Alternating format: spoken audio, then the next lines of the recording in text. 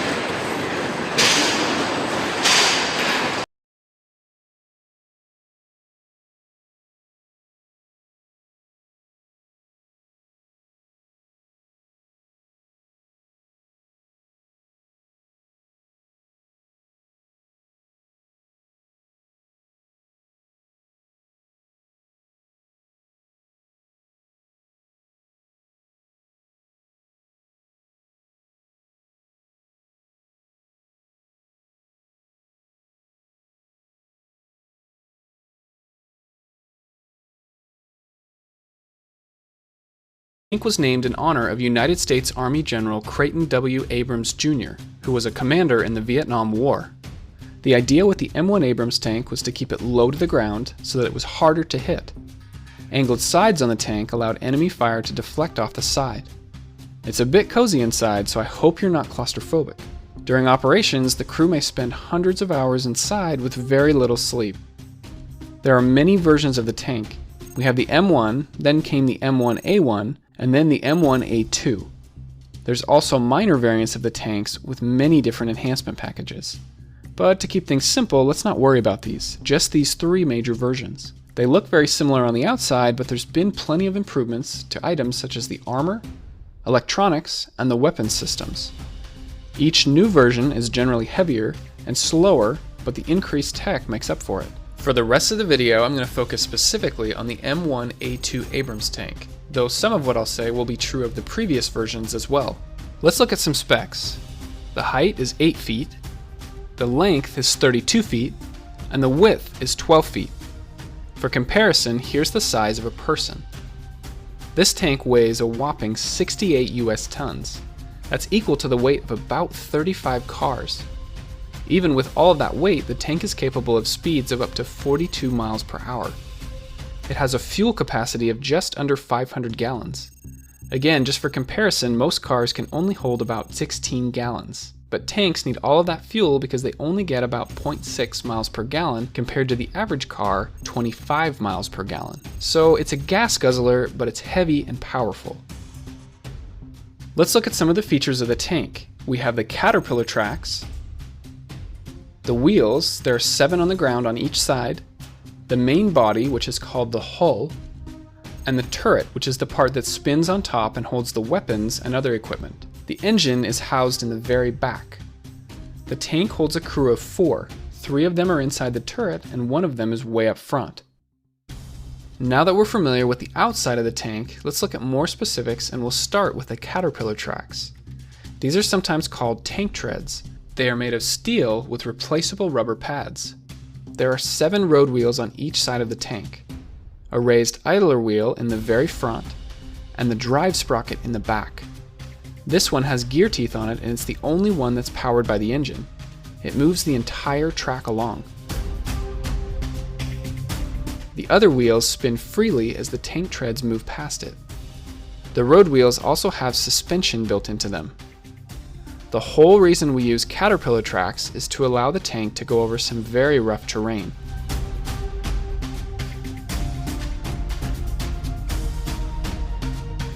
Most barriers don't pose any problem for the tank to pass.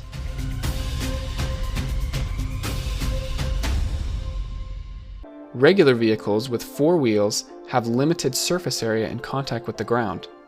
They can get stuck much easier. That's why it's a good idea to stay on paved roads.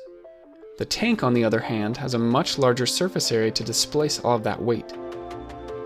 Obstacles in the way are usually not a problem. The tank can even climb some very steep hills. Most of the time, it's still a smooth ride for those inside the tank. The tank is steered by altering the speed of the tracks. For example, to turn left, the right tracks need to move faster than the left tracks. Unfortunately, the Caterpillar tracks are the most likely part of the tank to break.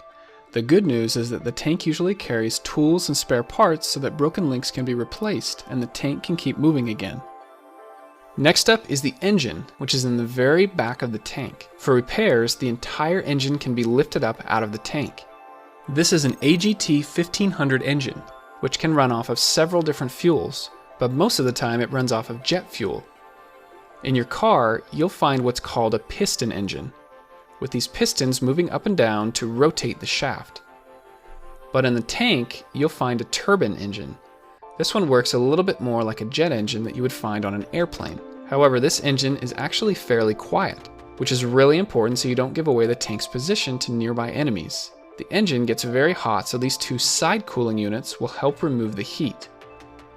The exhaust comes out the back, so make sure and stay clear when the engine is on. There's actually a phone on the back of the tank. This way, soldiers on the outside can communicate with the crew on the inside. The sides have armored plates called side skirts to protect the wheels and the Caterpillar tracks. These can be opened up in sections for better access to the road wheels. On the front, there's headlights here and 4 tow hooks down here.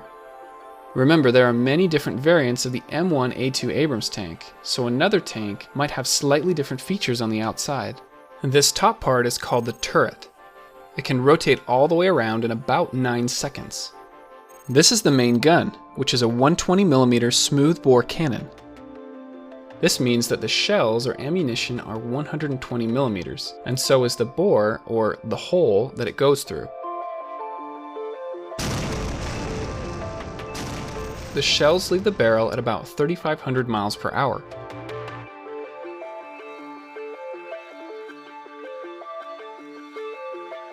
It can hit a target 2 miles away. The automatic stabilizers allow the gun to stay locked on targets even while going over rough terrain. This way, the driver doesn't have to stop every time the tank needs to fire. The tank can even spin in place while the main gun remains locked on target. Right next to this is the smaller Coaxial Machine Gun. Up on top, there's usually at least one more machine gun to operate. On the sides are smoke grenade launchers. There's one on each side of the tank. These make it harder to be seen during combat. There's not much room for equipment inside of the tank, so oftentimes the crew will put it out here on the bustle rack. There are 2 hatches on top of the turret, the commander's hatch and the loader's hatch. Inside of the turret, you'll find 3 out of the 4 crew members. It's a bit cozy in here. The gunner sits down below to the very right. The commander sits directly behind the gunner.